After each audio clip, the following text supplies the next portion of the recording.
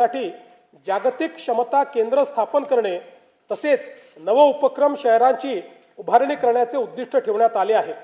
महाराष्ट्र राज्याला animation, gaming आणि visual effects AVGC क्षेत्रात जगात अव्वल बनवण्यासाठी AVGC XR धोरण 2025 जाहीर केले आहे। याद्वारे राज्यात 295 पेक्षा जास्त स्टुडिओ, विशेष पार्क्स आणि स्टार्टअप्सला प्रोत्साहन दिले जाईल। मागील वर्षी केंद्र व राज्य शासन यांच्या संयुक्त विद्यमाने मुंबईत जागतिक दृकश्राव्य मनोरंजन परिषद वेव्स यशस्वीपणे संपन्न झाली। या क्षेत्रातील उच्च दर्जाच्या शिक्षणासाठी मुंबईमध्ये केंद्र सरकारच्या मदतीने Indian institute of creative technology सुरू करण्यात आली आहे। विकसित महाराष्ट्र 2047 या दृष्टिकोनाशी सुसंगत महाराष्ट्र जागतिक क्षमता केंद्र GCC धोरण 2025 तयार करण्यात आले आहे। मला सांगताना आनंद वाटतो की महाराष्ट्रातील पुणे हे GCC साठी देशातील सर्वाधिक पसंतीचे स्थान ठरत आहे।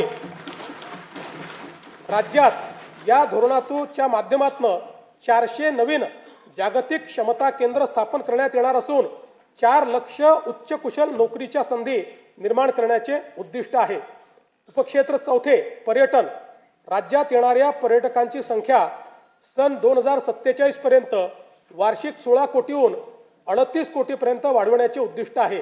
त्याकरिता मुंबई, सिंगापूर आणि दुबईमध्ये पर्यटन गुंतवणूक कक्ष सुरू करणे, खासगी गुंतवणूक आकर्षित करून जागतिक दर्जाची पर्यटन स्थळे व पर्यटन परिपथ विकसित करणे, तसेच प्रवास 100% डिजिटाइज करून पर्यटन परिसंस्था निर्माण करण्याचे उद्दिष्ट ठेवण्यात आले आहे।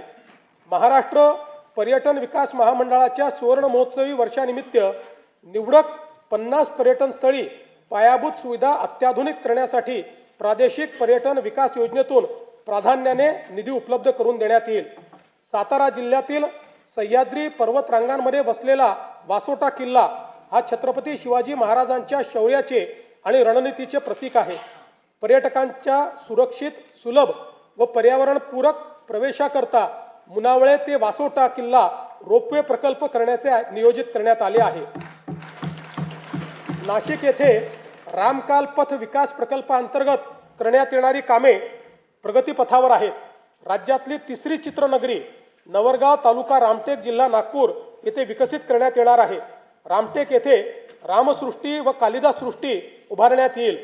तसेच महाकवी कालिदास यांचे जीवनचरित्र सर्वसामान्य जनतेला व नवीन पिढीला कळावे याकरिता चित्रपट निर्मितीसाठी आवश्यक ते सहकार्य केले जाईल।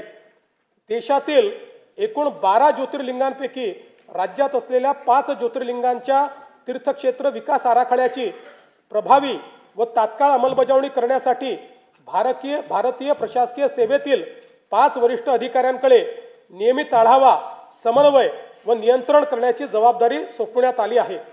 पंढरपूर मंदिर विकास आराखड्याच्या पहिल्या टप्प्यातील कामे पूर्णत्वाच्या मार्गावर असून पुढील विकास कामांचे नियोजन प्रगतीत आहे। महानुभाव पंथीयांच्या विविध धार्मिक स्थळांच्या ठिकाणी पायाभूत सुविधांचा विकास करण्याची कामे प्रगतीपथावर असून त्याकरिता आवश्यक निधी उपलब्ध करण्यात येईल।